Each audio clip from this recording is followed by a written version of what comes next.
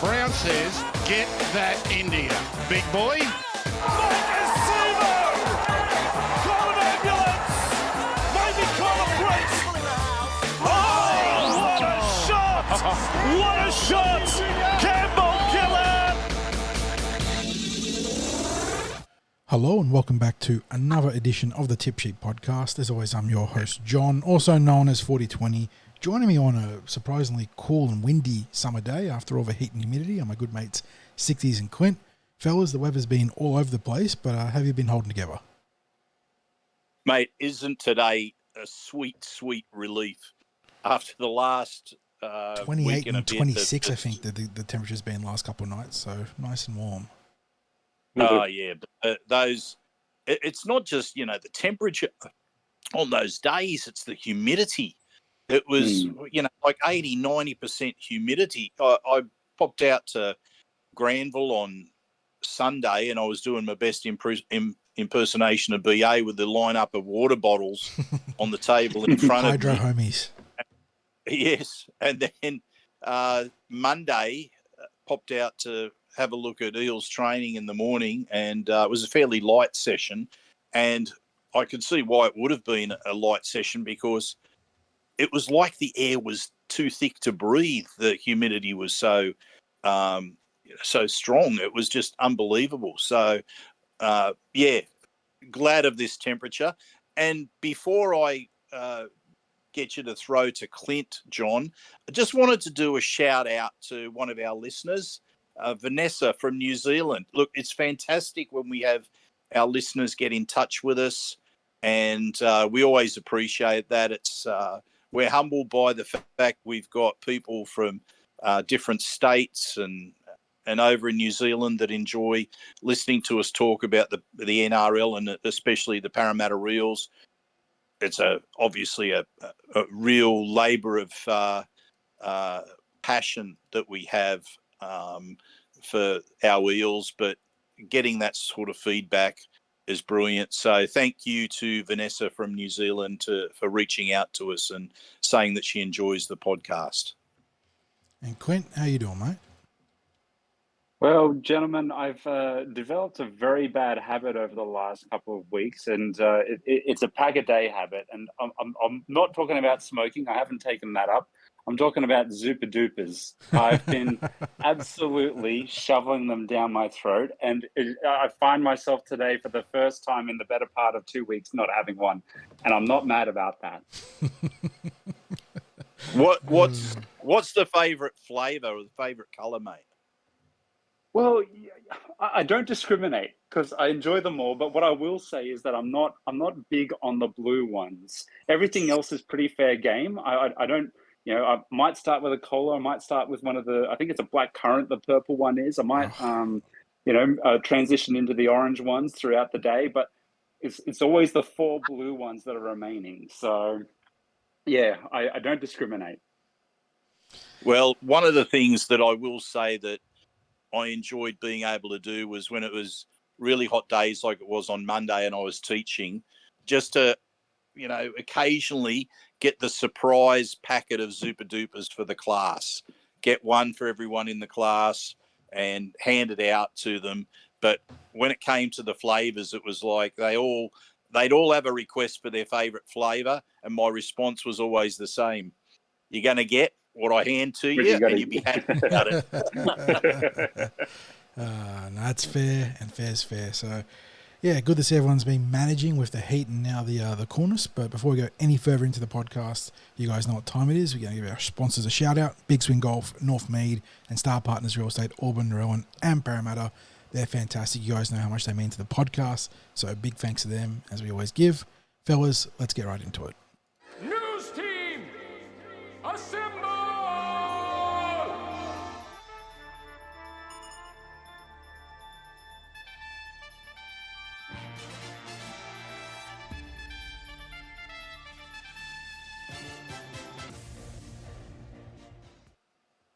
Fellas, we kick off the Eels news with a little bit of feedback about Eels training in the last few days.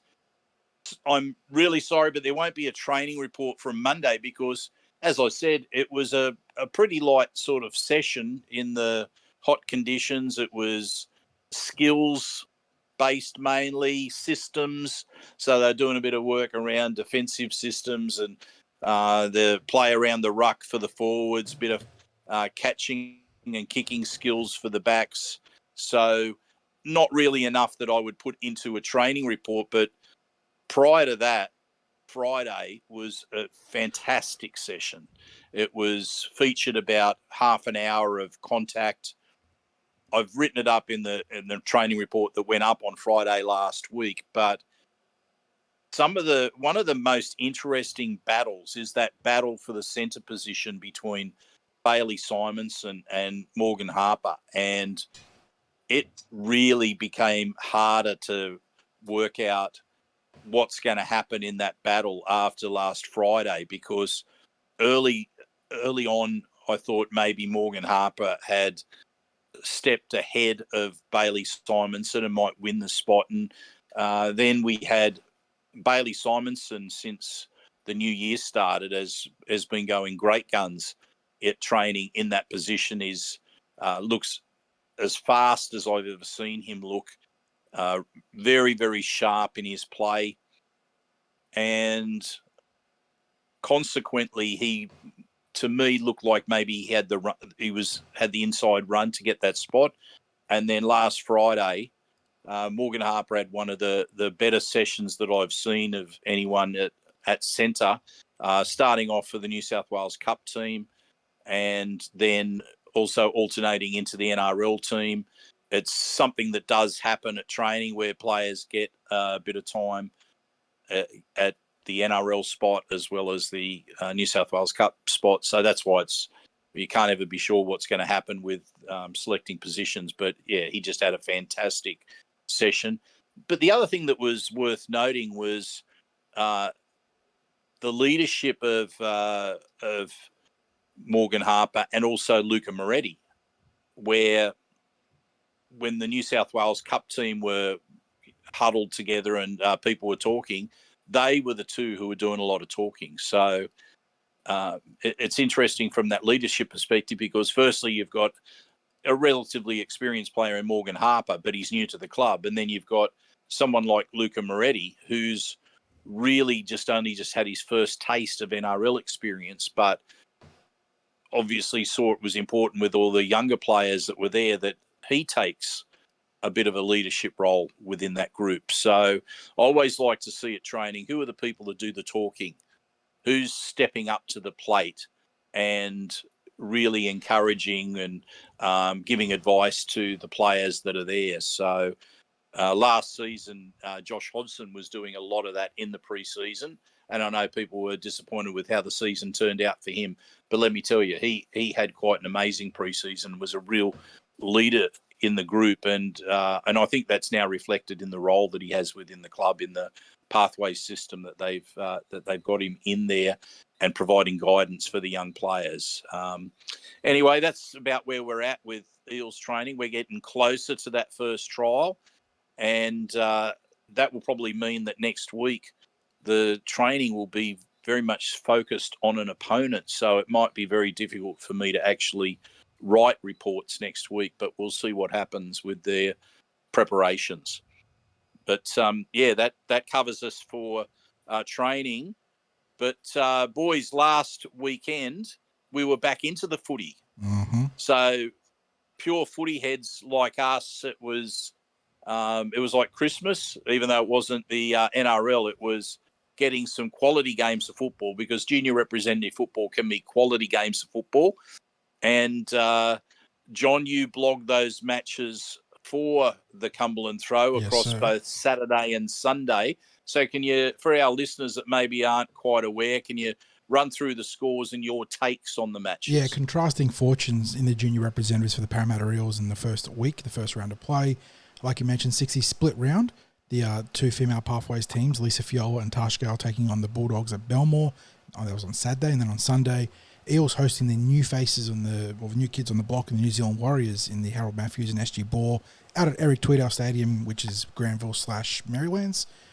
So Granville Park, but it's on the border of Maryland, so I'm not sure what its official designation is. But yeah, the boys' games were Harold Matthews' game was of extremely high quality. We'll get to that shortly. But in the Lisa Fiola, Eels went down 36-10. We suspected that the Bulldogs were going to be heavyweights in this grade. 60s, they were outstanding in the Tarsha Gale last year, having recruited very strongly. And it's no surprises that they came out in Lisa Fiola looking very, very sharp. 36-10 was the scoreline. The Dogs scored 7 tries, the Parramatta's 2, with Nikita the winger, bagging a double. And she was a real silver lining in this contest, I thought, 60s. The Eels struggled for possession, struggled to get through their sets. That was the case in the Tarsha Gale as well.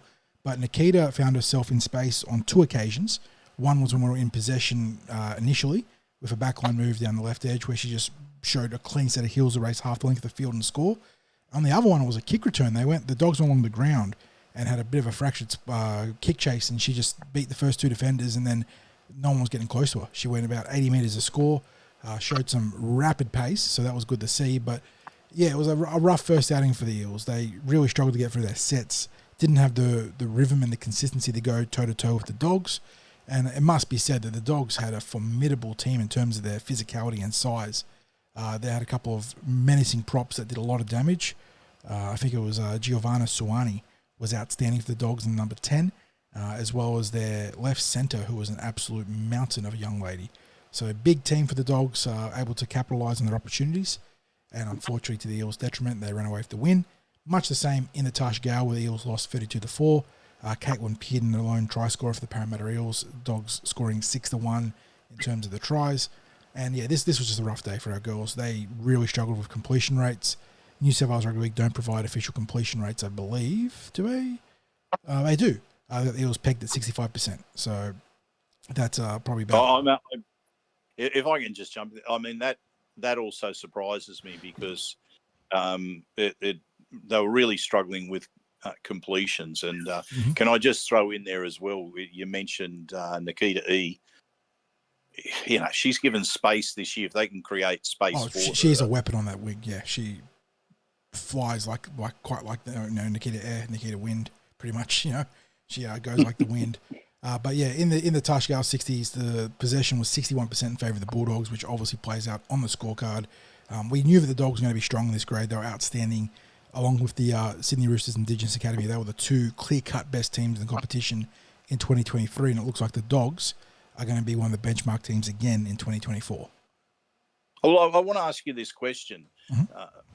From my observations of the game was, I thought that the Eels did create opportunities, and it was those errors they were really punished for those. Now, I'm not going to back away from the fact that just the way the game unfolded and the dominance of the Bulldogs, that they ended up facing what looked like a passive defensive line.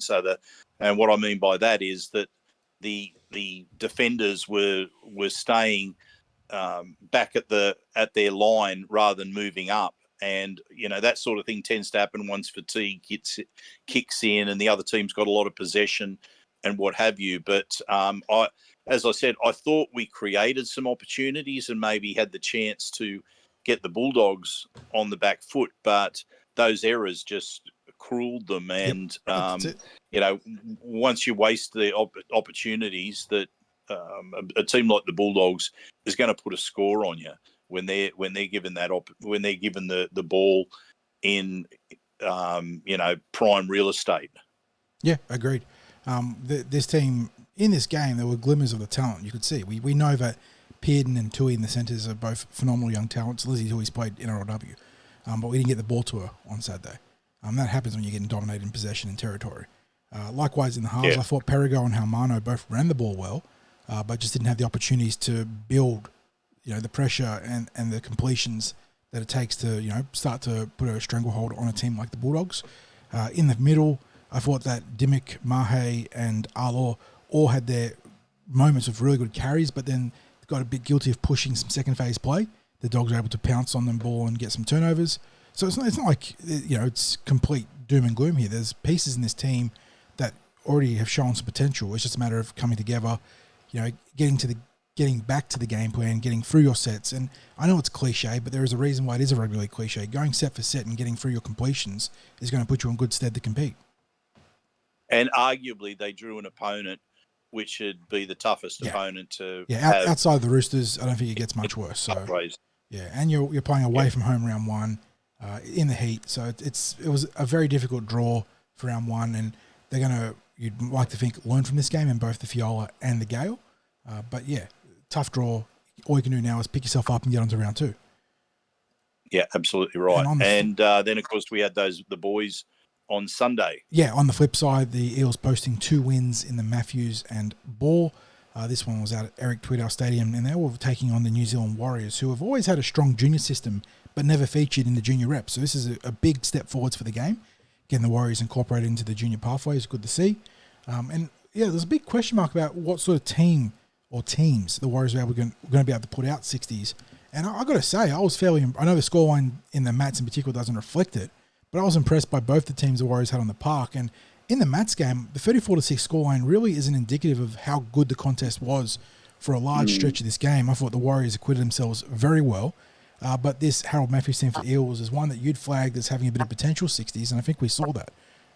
It's a big athletic backline. They looked really good in the trials. And, I think they've got the potential to go deep into the season. Well, it's certainly into the playoffs, and the middles, mate. The platform that they lay. They've got and I look at the bench with guys like Pakoti, Fanene, and Noah, who didn't get much of a chance to shine because there was a quartet of other middles fronted by, in particular, Ocean Vivella and Ryder Talangi, who was the younger brother of Blaze. Those two, and I thought that Leviticus Funarayuta and Mason Ong were also very good, but those two, Talangi and Vivella, were, I don't even think fearsome begins to describe how good they were. They were violent, physical, direct, everything you love to see from a young bookend, they delivered in spades. Oh, yeah. It was, and I thought they got quite a lot of minutes too.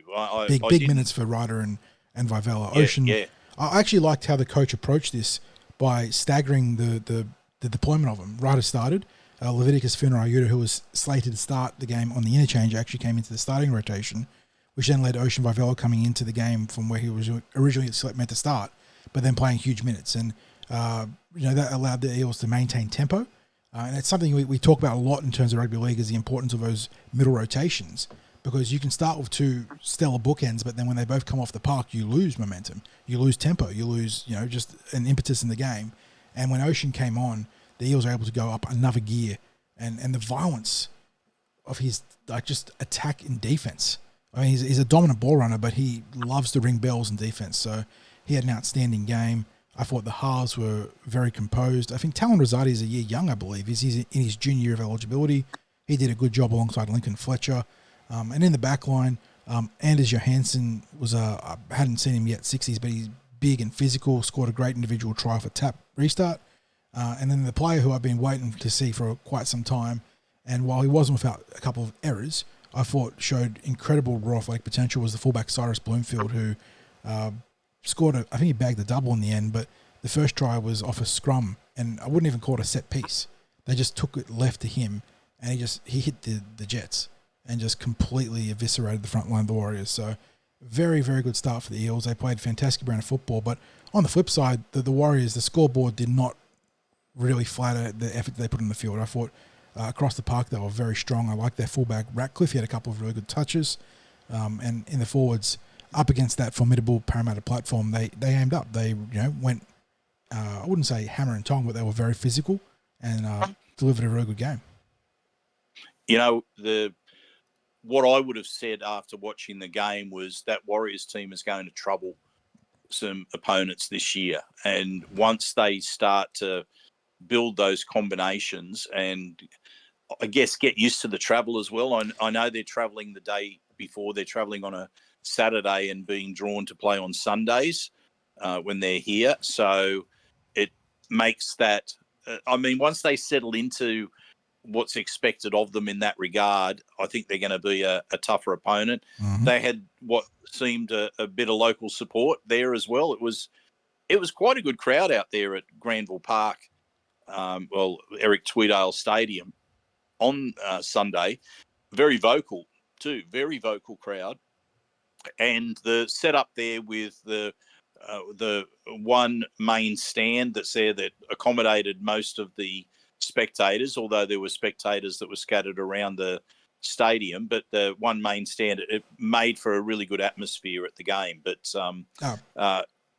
again, spirited would be the word you'd also describe for how the Warriors were in the SG Ball as well. Yes, and just quickly, I forgot to mention try scorers in that game: Anders Johansson, Cyrus Bloomfield, Ocean Vivella, Michael Nauer, Samuel Polly, and Lorima Rokasuka. Fletcher went 5 from 6 off the tee, so good scoring effort there from the boys. And then, like you said, in the ball 60s, this one was a very close contest up until the final exchanges, with the Eels bagging a few tries in the very end of the contest. 32-20 winners for the blue and gold, but Warriors actually had the ascendancy for a good portion of this game. We started off with Muhammad Al-Madeen scoring in the 5th minute, and then Dom Farouja tacking on a penalty goal to go for his conversion to give the Eels an early 8-0 lead. But then the Warriors struck back with a couple of tries, leading to a pretty seesawing contest. And it was tries to Talatina, a second to Al-Madeen, then Seb Piakala and Dom Farouja that got the Eels over the line. Dom kicking 5 from 5 for the tries. He missed a penalty goal from just to the right of the uprights. That would have taken the Eels to a 2-score lead with just minutes to play. But naturally, Eels were going to score from the 20-metre restart, and he would have just absolutely smashed the conversion from the sideline. So that it's funny, isn't it, in NRL, when even with someone like Luke Burt in the past, you'd see a great goal kicker get that kick that's just offset to the posts and end up making a bit of a meal of it. But Dom is a sharpshooter off the tee and redeemed himself not too long after, which is good to see. And yeah. I was just going to add, doesn't he look every bit of an NRL prospect? He just screams NRL prospect, yeah. Dom, fantastic young kid, runs like the wind, he's big, he's athletic, the prototypical modern NRL winger. And yeah, the fact that he doesn't just kick goals, he bludgeons goals is another big feather in his cap. He's got one of the biggest boots I've seen in terms of just off the tee. He strikes it so sweetly. But this game, when you sort of boil it down, boys, it wasn't pretty. There were a lot of mistakes. They have the Eels. I haven't actually got team stats up for this one, unfortunately. I can't imagine the Eels' completion rate would be too kind when you're looking at it in that regard. But to their credit, they stayed in the contest. The Warriors had a couple of very talented players here. The fullback Pasakala, the halves pairing of Soric and Winatana Padalesio were testing the Eels constantly. They made the Eels work hard for this win. But to their credit, even when things were tough and they were making a meal of a few things, they stayed the course. They got their sort of sleeves rolled up and got to work. I thought the forwards tried really hard in the later parts of the contest. Seb Piakala, who was a second-year SG ball player, I thought he was very good in the middle. The two back rowers, Funayuta and Lekeni, had a couple of miscues with their respective halves on the edges, but when they did get the ball, they looked dangerous. In terms of the back line, I thought that Muhammad Al-Madeen and Dom Farouja were very good. Kakoi and Vivella didn't get as many quality moments as they would have liked, but still had some good touches. And the halves, Talatine and Brettle, did the job. So, it wasn't a pretty game. It wasn't one they're going to go and look to for, sort of coaching tape in terms of you did it perfect here, that's how you're going to do it again. But got the job done. And in round one on, a hot and testing day, that's as good as any sort of win you're going to get when all is said and done. Yeah, I really want to give a shout out to Muhammad Al-Madeen. I thought he was really good on the wing. And just a question for you fellas with what you saw of him. Does he look bigger? Yeah, significantly bigger than last year. He wasn't exactly tiny fella last year, but he's definitely filled in a bit. He's always played well. He was a winger he was a fullback 2 years removed in the Harold Matthews, but made the jump to wing last year. And I thought he made that transition fantastically last year. Played physically back then and now plays even more physical, which is what you love to see from a winger. He showed some good nous on the cutbacks to get over the line. And does plenty of hard work. So I thought he had a very good game. Yeah. So, Clint,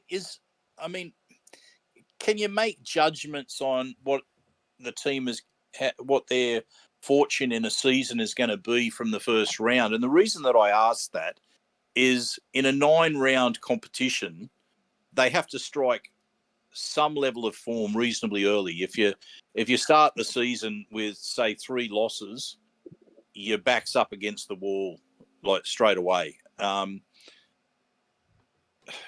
mean, what can we draw any line from? Do you think from what happened with the girls and likewise what happened with the boys this weekend? Do we feel pessimistic on one hand, overly optimistic on the other hand? Is it too early? Do we, just look at last week and go, okay, it's the start of the season's been and gone. Now let's see how they settle into round 2, round 3, and so on. Yeah, I think most importantly, from the boys' perspective, as opposed to the girls' perspective, they got the points and they got the win, and that's what you want to be doing in a limited round competition. But that being said, you also want to be looking out for moments, little things in individual contests and how players are looking in those moments, because it's something that you can use to roll into the next week. And it's also important for the confidence of those players, because the boys in particular coming up against the Warriors, who would have been an absolute unknown quantity to everyone. It's not like there would have been video available like there had been on probably a lot of the other teams in those grades from years gone by, and also trials leading into the opening round. But it serves as a good confidence booster for both the mats and the ball to have those victories. For the girls, as you gents quite rightly said, they came up against a side or sides who have been notably strong performers in these grades for the past couple of years. So, I'm sure from their perspective, it would be about being as competitive as you can, and as I said before, winning some of those little battles in the middle of the game, so that you can use that as a platform and hopefully a confidence builder to take into the following weeks.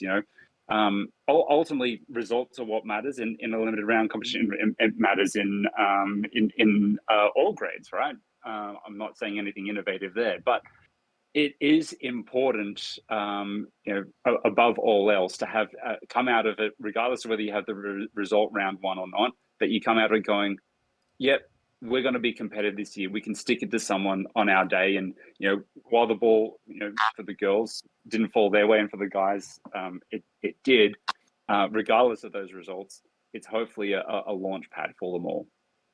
Yeah, and I'll come out of that first weekend and say completions. Complete the sets, and it makes things so much easier. And again, that's no genius commentary in saying that, but it was there for all to see on the weekend that the problems arise around incomplete sets. And I want to throw in as well that the under-16s development squad had a match against the North Sydney Bears, and they scored the Eels scored 2 tries in the first 10 minutes and looked like they were just going to slice the Bears to pieces, and then completions became very difficult for some reason. And the Bears fought back. They just kept, and their completions weren't necessarily that much better, but they fought back, and eventually in the final 20 minutes edged ahead by 3 tries to 2. There were no kicks for goal taken in that match. And then with about 2 seconds left on the clock, the Eels scored under the posts in literally the final play of the day, and it ended up 3 tries all. But again, it came down to completions. We saw that with the girls' pathway matches. Completions were an issue.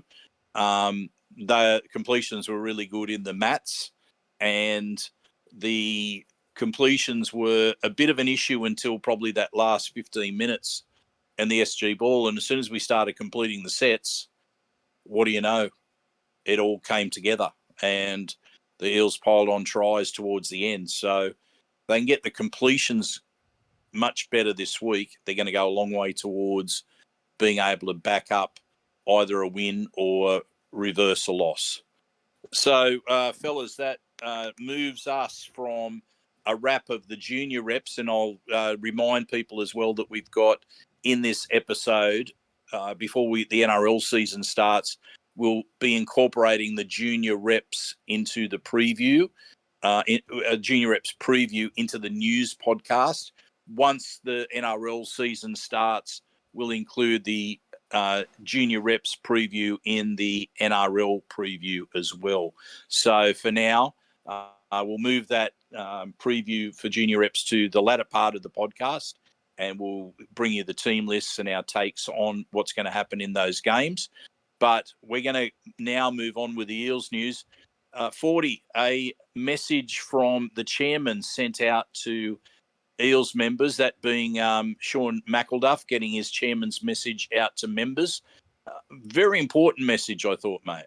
Yeah, it was on three fronts, three major fronts, being the financial performance of the Parramatta Leagues Club, the governance and stability, which includes some of the future planning for the club as well as the Leagues Club election, something we did mention in the most recent podcast. Make sure you vote, regardless of who it is. Make sure you exercise your constitutional right and vote. Largely good news. Sixties talking about the financial performance. There is a link to the Leagues Club annual report if anyone wants to look at the particulars. And that also that actually includes the performance of the Eels, because the Parramatta Leagues Club, as the owner of the franchise, the NRL franchise, they're the Parramatta Leagues group. So need to point out that in that annual report, it's got the financial performance for both the Leagues Club and the football club included within that. So you can get the individual details on both there. So and the football club is now churning over a profit each year, so that they are, I guess, they're not relying on a Leagues Club grant. Self-sufficient, exactly, which is a they bit of are a now rarity. Self-sufficient. Bit of a rarity in the NRL. And that's all the more important that they're doing that, because that then opens up opportunities for future investment. And correct. It's part of the reason why we've been able to at least partly fund some of the work that's happening, obviously in partnership with the local, state and federal government, with our new Centre of Excellence build currently being undertaken at Kellyville Park.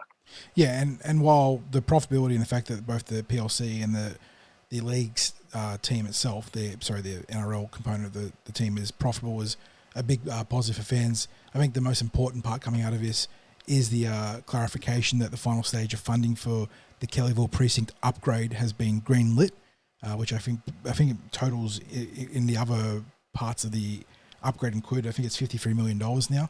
So it's a pretty significant investment from both the Eels and New South Wales government into the Kellyville precinct, the Kellyville Park facility. And then once it's completed, I think they're talking about housing 700 plus athletes and staff in terms of the local district and the Parramatta Eels. So it's going to be a real gem, not just for the Parramatta Eels, but for rugby league and sports in general in the west of Sydney. And really good news to see that it's while it's not in the final stages of completion, it's in the it's past the final stage of funding. So really, really good news there, boys. Yeah, and can I just say as well that going there and watching the what has mostly been excavation, they're now at the stage where they're putting the pilings in. So they're digging down, they're getting all the concrete and the metal work that goes into the pilings of at the base of the construction. So but man, is there some dirt that's there, like the excavation. That's like they're building mini mountains there. There was the other day the digger was there, and it was pulling dirt up higher onto the mound, and I'm thinking, well, I'm wondering what it is. It makes me wonder whether that, because in keeping what's been dug up there, rather than just putting it straight into trucks and on their way, that they actually have piles of that, whether that's then going to be used in maybe leveling out what's there, whether it might be used in some way in the landscaping that's around it. But it is moving along. It's meant to be, I think, a 12 to 14 month project. So I think it's scheduled for completion around January, February in 2025.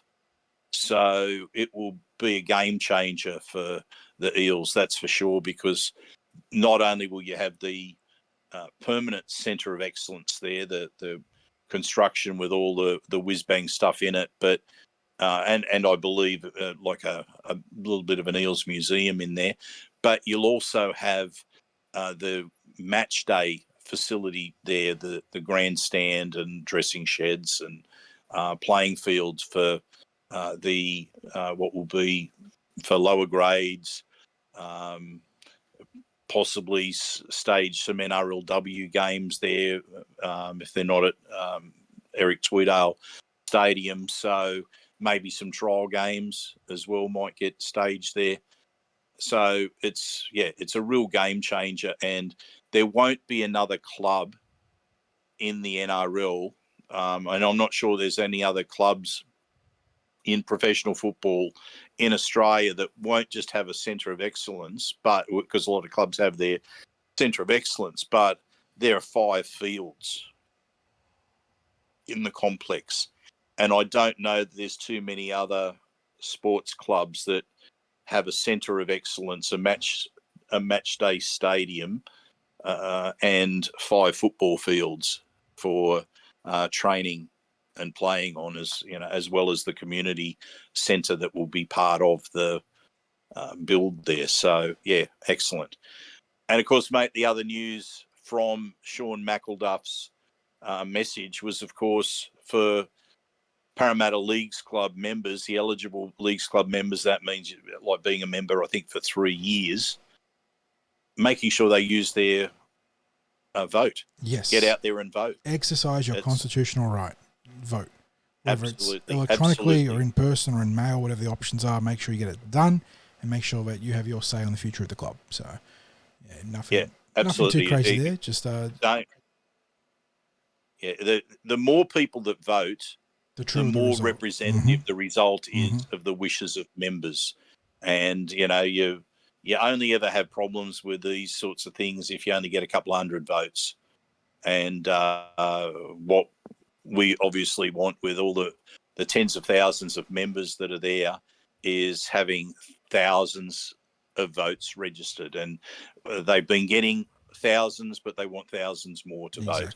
The more people that vote, as I said, the more representative it is of the wishes of members. So, fellas, that just about brings us to the end of Eels news. The only other thing was we saw that the Eels have stepped up their cybersecurity with partnering with Arctic Wolf for their the league's the Parramatta Group's cybersecurity, and I guess these days with so many transactions that happen electronically and so much communication with the database of members at both the Eels and the Leagues Club, that cybersecurity in this day and age, it just has to be a priority. So we had that announcement from the Eels that they partnered with Arctic Wolf. So that's just a little bit of admin news that has come in there. And as we finish with our Eels section of the podcast, you know what time it is, ladies and gentlemen, boys and girls. It's time for our intermission music as you all go off and get ready to grab a drink or go to the loo or whatever you do when we get to this point in the podcast. And 40 comes up with a little bit of something special for us to listen to. Lay it on us, mate. Well, as it happened to be, I was watching a movie with my old man on the weekend after the junior reps had concluded on Sunday, and it was a rewatch of his favourite film of all time. Now, given that he's an Italian Sicilian who immigrated to Australia, I don't think it's a stretch of imagination to guess what his favourite film might be. And of course, it is The Godfather. So it is a cinematic classic, and as a part of that cinematic classic makeup, there is an incredible score to it. And one of the songs, the iconic song "Parla più piano" or "Speak Softly," it's timeless. But that led me to sort of remember that a long time ago I sort of stumbled on a reinterpretation, a rearrangement, sort of a crossover of "Parla più piano" in a different style, and it was very catchy, and I really enjoyed it. So coming to you in the sort of tone of a 1920 speakeasy is Speak Softly, My Love.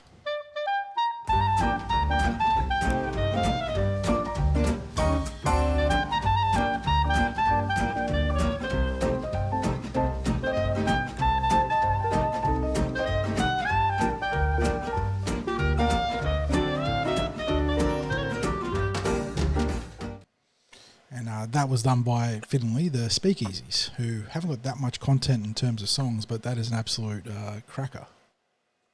Well, John, I don't know how you dive down some of these rabbit holes, but you've done it again. And maybe something that impressed me even more than the music was your Italian, as you gave the name of that musical piece. Can you repeat it again? Parla più piano, Speak Softly. Oh, yeah.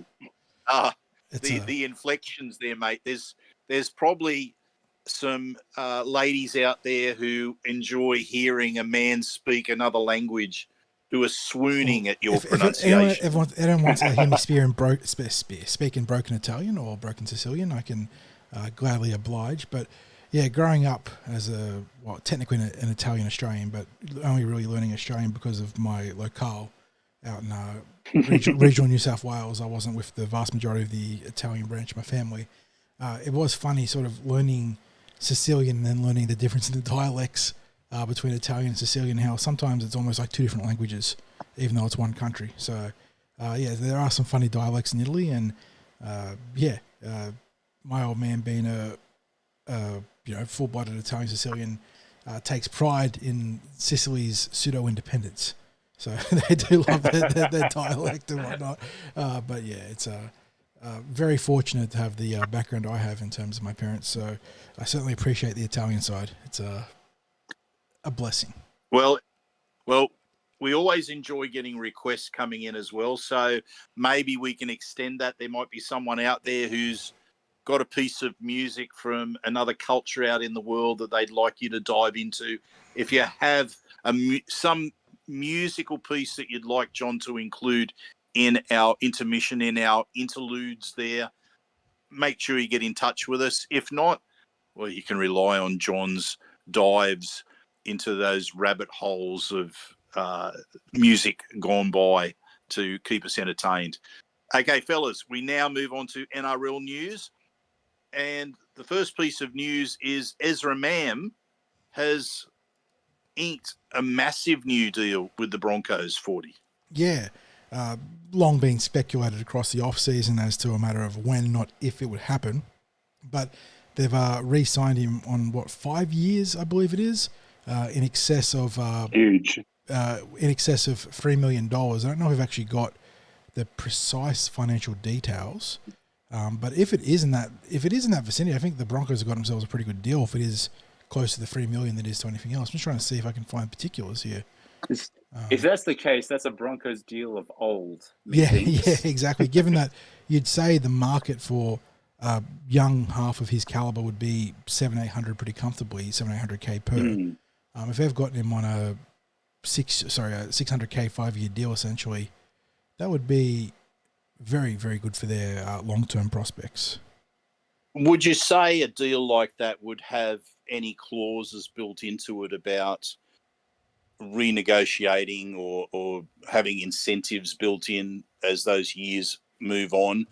Or, do you think he's just going to be looked after because he'll be a high-profile Broncos player? It is so hard it's a bit of pool A and pool B, right? Yeah, isn't it? Like, it's so hard to gauge the structure of contracts in the modern era, because once upon a time they used to be fairly incentive-laden, where you get a good base deal, but then making Origin or making Australia or New Zealand, whatever the respective international caliber squad was, would invoke certain bonuses. But I feel like these days we've moved away from a lot of the heavy incentives. Like, you still get incentives, but the base contract is just enriched.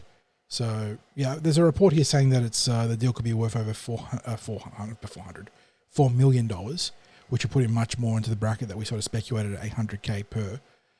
But, yeah, I mean, given the market we're seeing for some of these young talents and the premium that clubs just have to pay, whether it's getting a hometown discount or not, I wouldn't be surprised if the base value of that contract is closer to the notional value rather than away from it. Well, you'd have to think given that most contracts are heading north, especially when you're talking about playmakers, players that are in the spine. If we are getting the elite that are getting up around that $1 million mark now, and north of that, in 3 years, someone like him would be wanting to. And this is assuming he continues on his path that he's taken so far. But he was absolutely dynamic, especially in the latter half of 2023. Mm-hmm.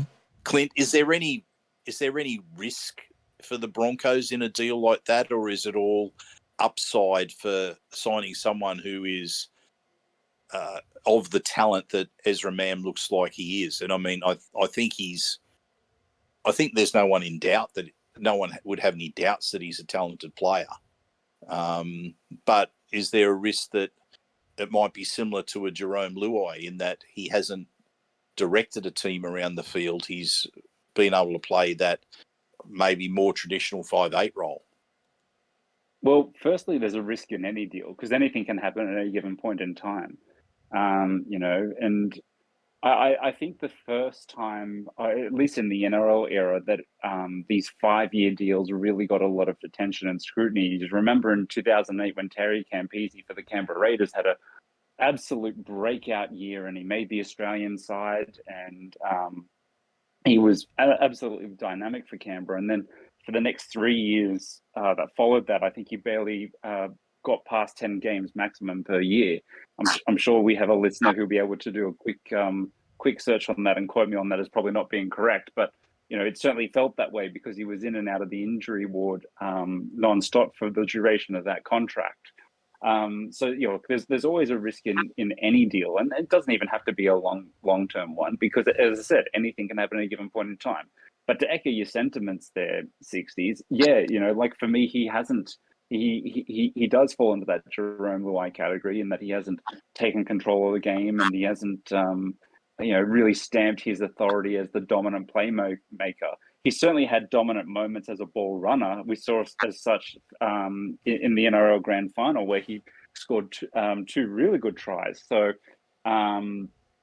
it was instrumental in the Broncos asserting themselves before Penrith eventually ran them down. But, and he had plenty of moments like that throughout the year. But I'm always cautious and hesitant with forking out money for these types of halves who haven't quite asserted themselves, I guess, as a dominant player. Because obviously Adam Reynolds only has a limited time left in the NRL. He's certainly at the back end of his career.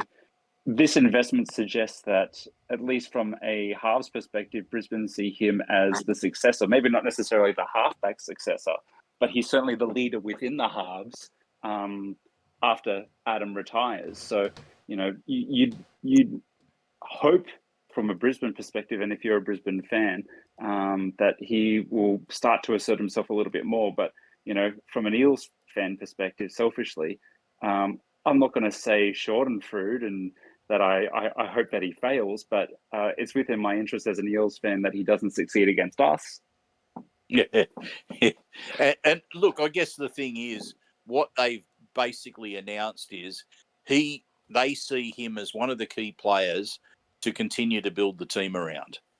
And he'll be, in essence, one of the anchors of their roster if you've got a player that's locked up for the next 6 years.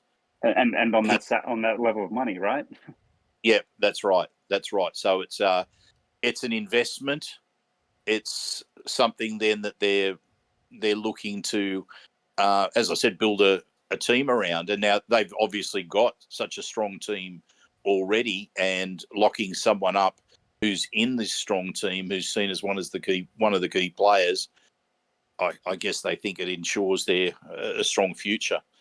Moving on from the Broncos, Joey Manu is coming off contract, and the speculation won't go away that he might be prepared to dabble in a game that he played as a younger bloke, being rugby union, and he hasn't done anything to settle that down by declaring it something that he'd be prepared to look at and that he wants it all finalised by the time you get to that first round. John, is this all about getting as much coin as he can out of the Roosters, because he said he's not prepared to play against the Roosters? So is this just contract talk, or do you think he's full on serious about going to rugby union and maybe getting a shot at being an All Black? I'm fairly confident at this stage, given what we've seen in recent times, and even going back a bit beyond that, that any remotely talented NRL player is coached by their manager when pressured by the media to ask about a potential union swap, to say that they keep their options open. There are very few, if any, that have ever, shut the book and completely said, no, I'm committed to rugby league, not interested in rugby union, because by doing so, you're essentially hurting your bargaining power. So that's just a very, sort of fundamental part of the negotiating process, as much as I hate to use the term, but the art of the deal. So no surprise that Joey Manu has kept those options open.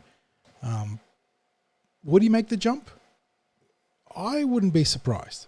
The money that we've seen the ARU in particular be willing to splash out and lavish on rugby league players, whether it was going back to Wendell Saylor and Matt Rogers and Lottie Takiri way back in the day, and more recently, obviously, Joseph Swali'i. I could see him getting essentially the equivalent of a golden handshake from the ARU or another party like that.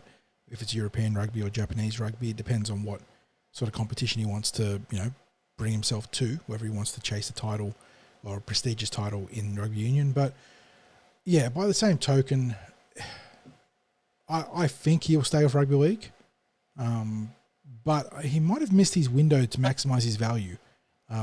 I think by staying with the Roosters when he did, he might have. I know the cap goes up and there's always a suitor somewhere, but it felt like he was at the peak of his powers last time he was off contract. He had the sort of air about him that he was the best player or thereabouts in the game. And now when he comes off contract, or if he chooses to go to the free market, I don't know. I think he'll stay in rugby league, but I would not be shocked if he got a great deal in union. So, I mean, I love watching Joey. And again, if you're talking selfishly from an Eels perspective, if he's not in the code, that's obviously better for us than being on the Roosters. But, yeah, if I had the tip, I'd say he sticks around in the code. Not sure if it's the Roosters, but most likely. I have a different question for you about this, Clint, which is when we see players like Joey Manu and Dylan Brown's been asked similar questions or opinions on this, and it comes up about, pulling on an All Blacks jersey. And I think to myself, I know how much the All Blacks jersey is revered over in New Zealand. Is it disrespectful for players who are playing rugby union in New Zealand, who might be incumbents in the All Blacks or maybe fringe players in the All Blacks, for a player who's playing rugby league to say, yeah, I'd like to switch to rugby union and play for the All Blacks? Because to me, it feels like it's almost putting the cart before the horse.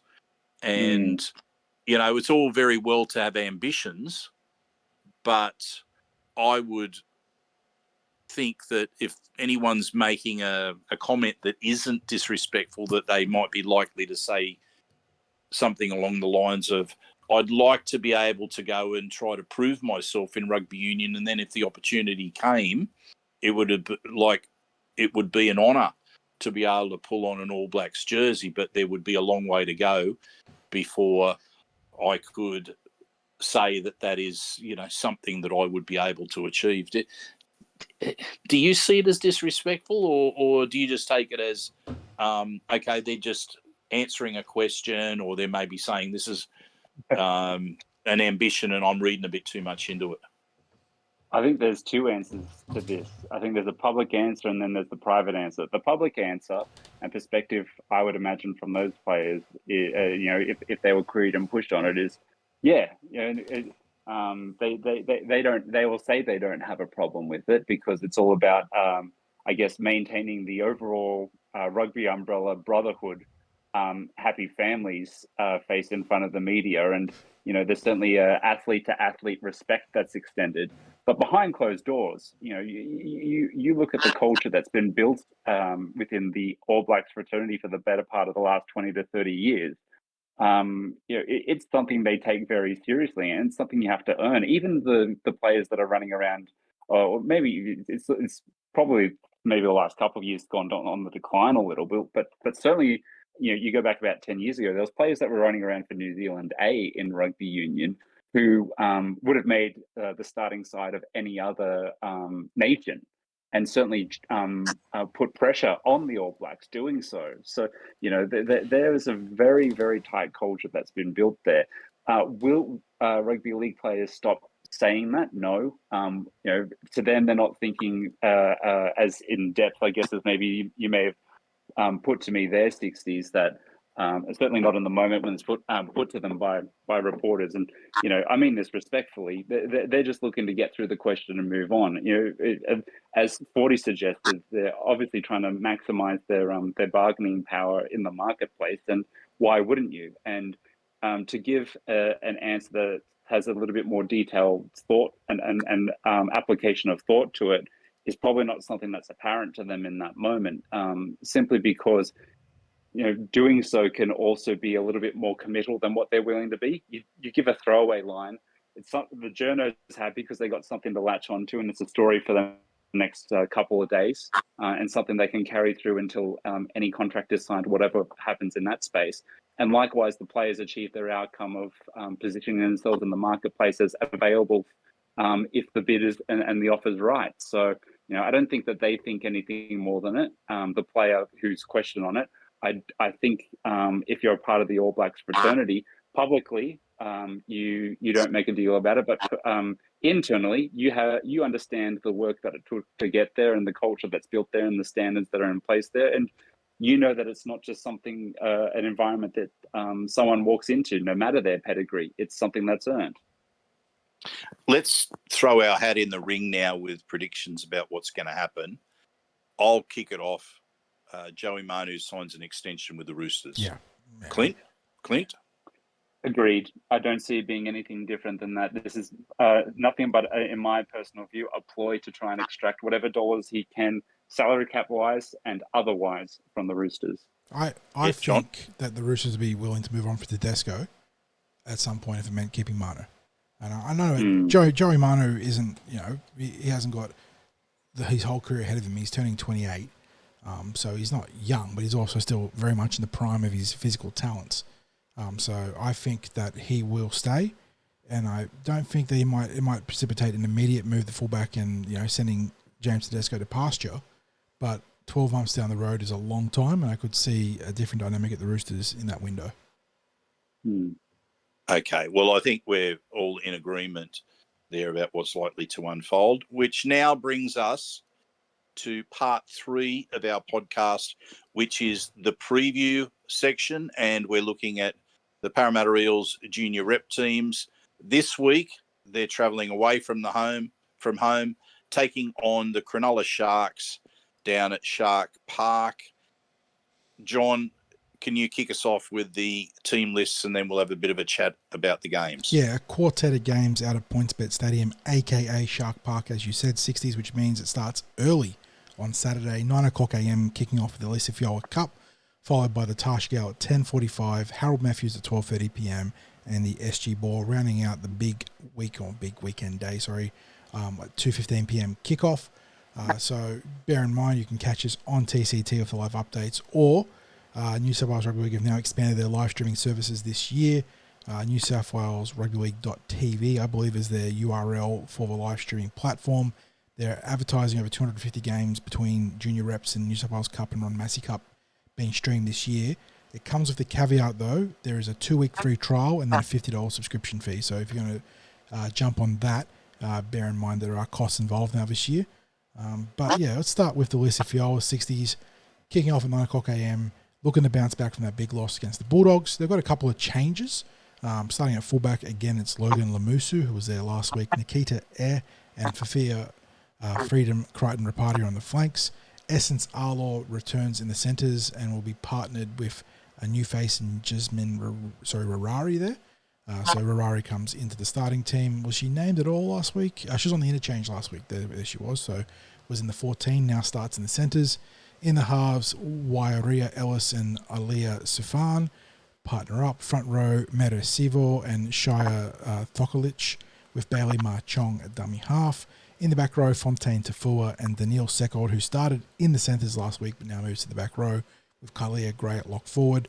Annika Penatani, Leona Vey, Aaliyah Scrivens and Anna Vave round out the interchange. Evelyn Kwendu and Shannon Latupu are the two shadow roster players, 18th and 19th players respectively. And yeah, they're taking on the Cronulla Sharks. So if I quickly have a gander, see if we can pull up the... They lost last week to the Tigers 20-18. There you go. So a narrow defeat against the West Tigers. And we don't... It is very difficult to gauge individual form in this competition because we don't really know the makeup of all the squads. But Eels have a chance to bounce back, and they've made some tweaks. But the biggest change they can make, Sixties, as we alluded to in our review of the round one loss, is holding on to the football. Just getting through their sets, getting into a rhythm, and having a chance to execute the game plan will be the biggest single improvement they can do to put them in the box seat to compete for the 2 points on Saturday. Yeah, I think it's, and you might back me up on this, Clint, I think it's still very early in the season to tip who we expect to be the winner in this contest, because you'd like to see a little bit more of a form line than one game, and certainly more of a form line than when we've only seen one of the two teams in action. So it's not one that I'm going to give a tip on how I expect the game to go. But as you just suggested, just get the completions right. And I think it will give us a better idea if we can get above, 80, if we can get around that 80% completion mark, it'll give us a bit of an idea about what the team has to offer this season. And based on how they were last year, and I know there's a number of the girls that have graduated to Tarsha Gale, but based on how the Lisa Fiola players were in 2023, I think the expectations would be that they still have a decent year this year, and the only way that's going to happen, however, is hold on to that ball. Yep. So, Clint, anything you want to add? I couldn't add anything to that. It's the perfect sentiment. Complete the sets, hold the ball. Yeah, and If the opposition doesn't have it, they can't do much with it. And once they, and also the Tarsha Gale too, and the SG Ball, as a matter of fact, all three of those squads actually start getting through their sets, we'll have a better idea of the identity of the teams. Until then, if it does become a recurring issue, obviously it's a separate matter. But until we get a chance to see them completing it 75%, like sort of 75% or better, it's hard to tell what sort of team they are. Are they an expansive ball-playing team? Are they a hard-nosed ruck-working team? That identity will unfold once they can control the football. Yep.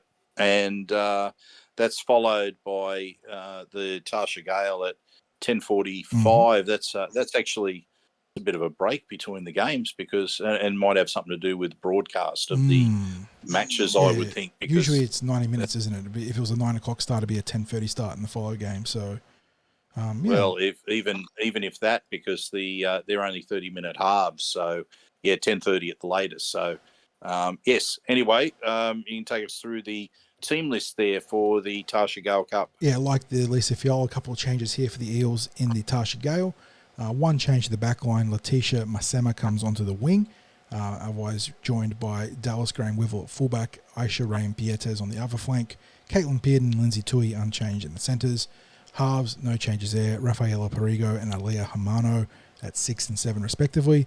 I believe it's an unchanged 8 to 13, which means it lines up like this: Khaleesi Mahe and Liana Dimick in the front row, Rory Mueller at dummy half.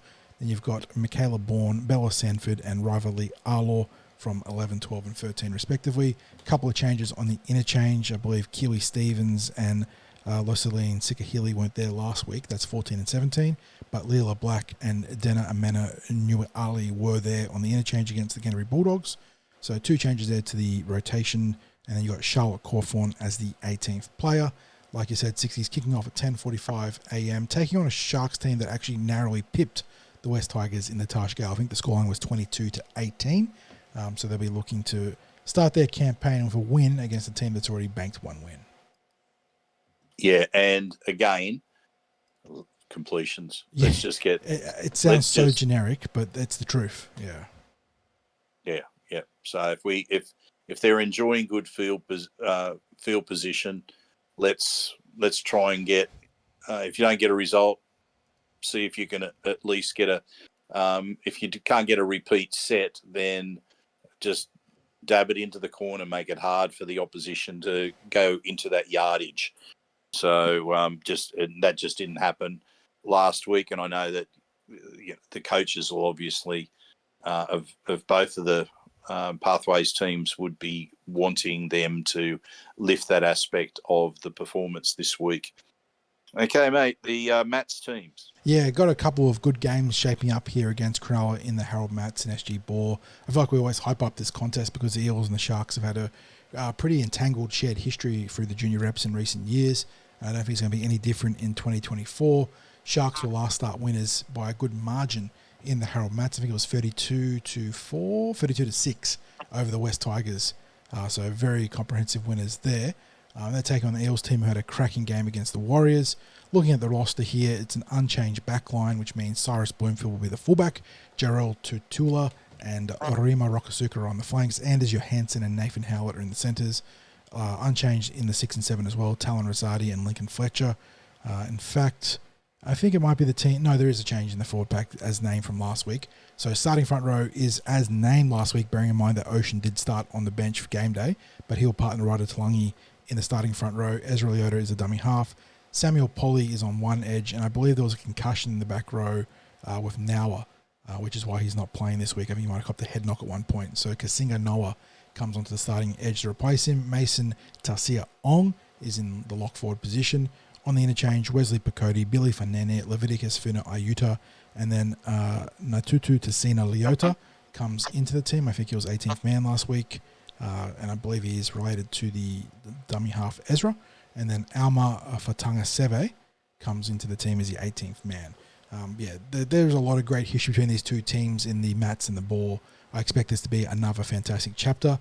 And it might end up being a pretty pivotal game in terms of finals seeding in the Harold Matthews. And that's one thing we're talking about 60s in regards to the Harold Mats and the SG Ball. If I just quickly pull up the ladders here.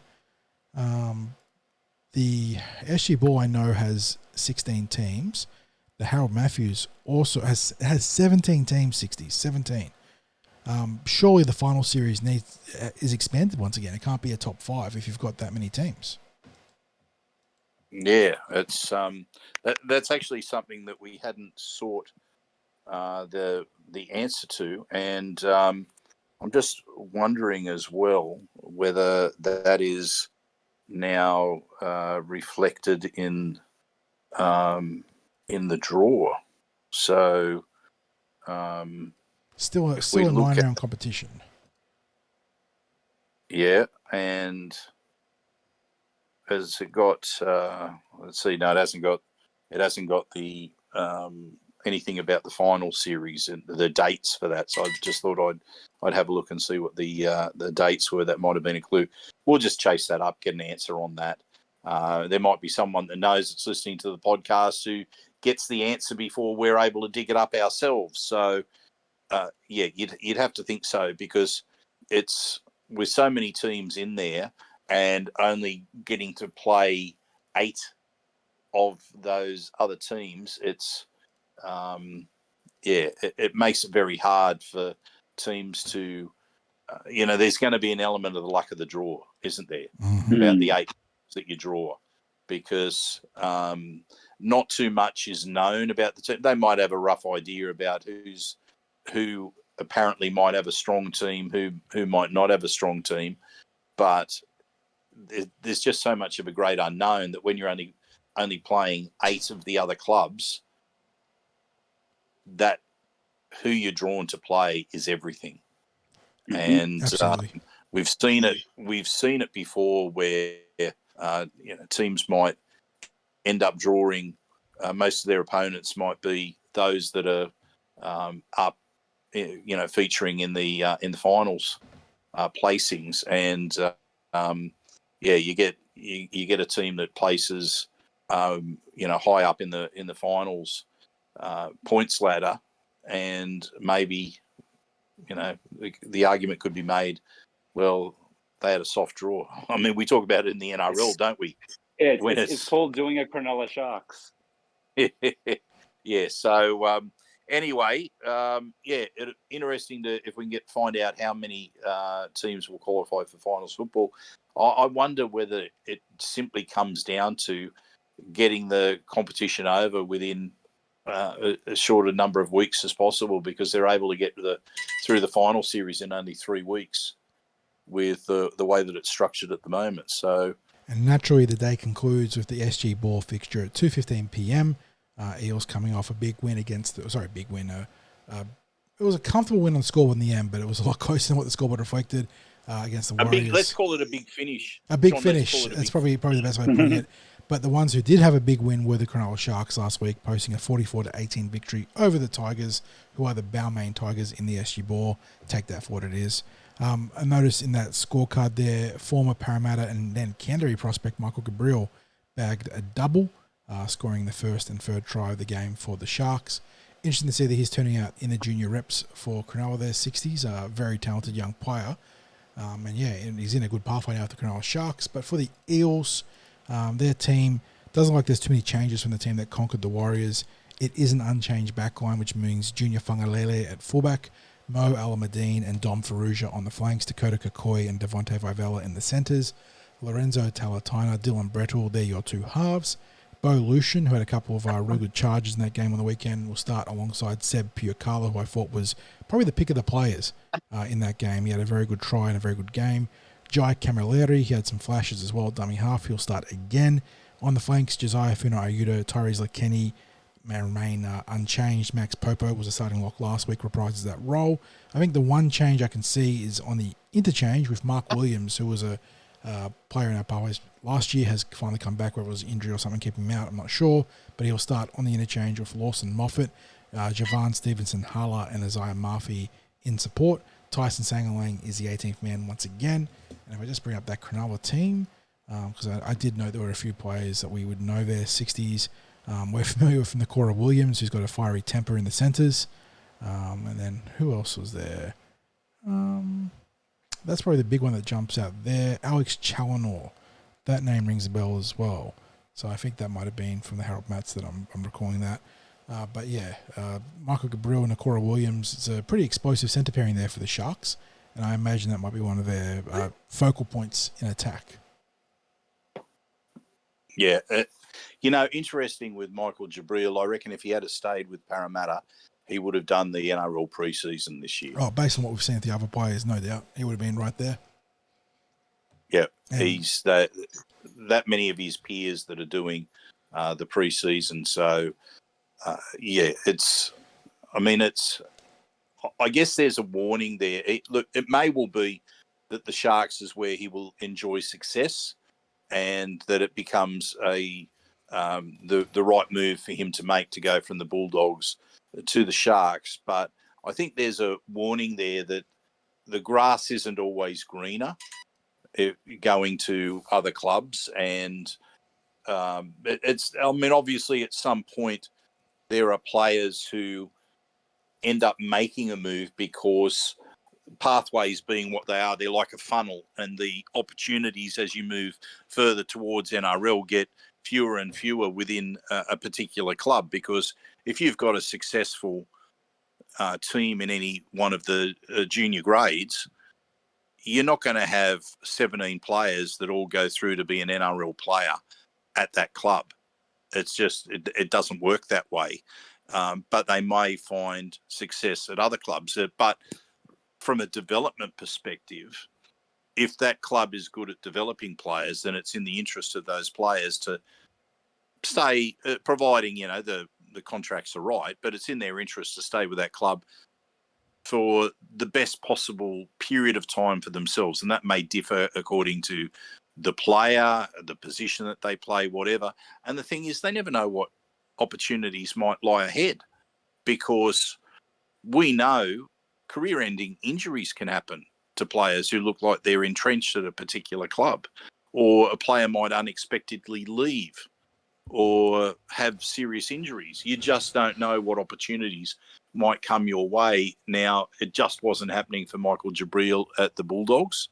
I don't know what the deals were with his contract, but it seemed to me that he was moved on very quickly to the Sharks, and I just don't understand that, because I thought he was a player out of the box Yeah, when I we thought saw he him was at the. a phenomenal prospect. I was upset when Parramatta lost him. That's how I'd qualify my statement there. It really boggles the mind that the Dogs would just let him walk.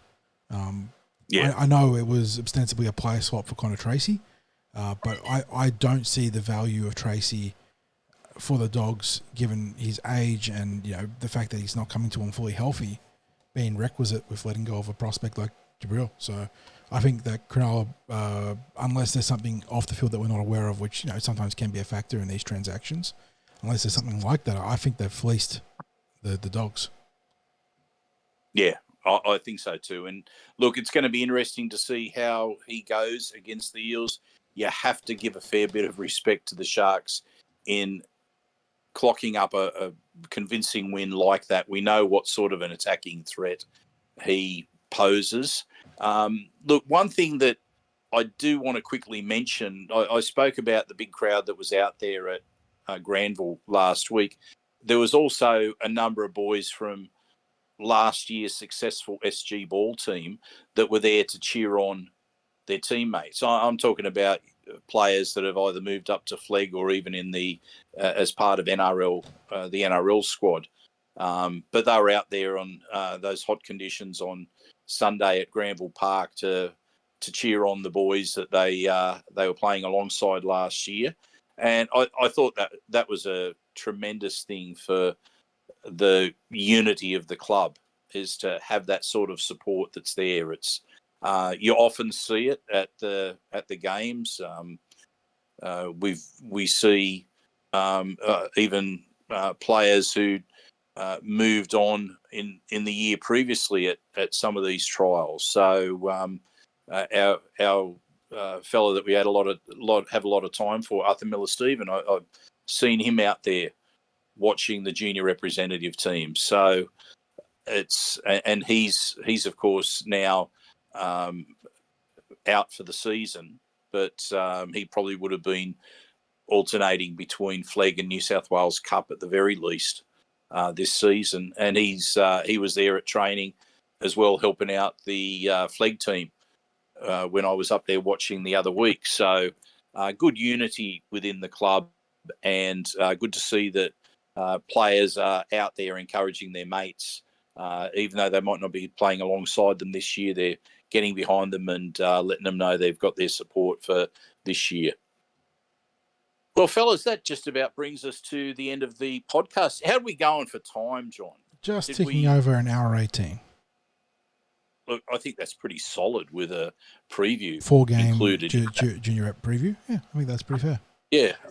So, as usual, we couldn't do what we do without our great sponsors, star partners, Real Estate, Auburn, Narellan and Parramatta, and of course Big Swing Golf there at Northmead. If you want to get together with your mates and enjoy some simulated golf games, which allow you to keep practice your strokes and your swing and a range of other sports. They're there for, could be a after work function, a corporate function, whatever you like. Get there and enjoy that. And of course, our thanks to Parra Leagues for their support of our coverage of the junior representative season. And when we're talking about our previews of those matches, we can't help but thank Parra Leagues for getting behind what we do with the junior representative team. So thank you to all of our partners. Thank you, of course, to all of you listeners. Again, special thanks to those people who take the time to get out and get in touch with us. It's really fantastic when we get that sort of feedback. John, Clint, you've done well, lads. You've done exceptionally well this podcast. Looking forward to speaking with you again next week. And as I always say, go you mighty Eels.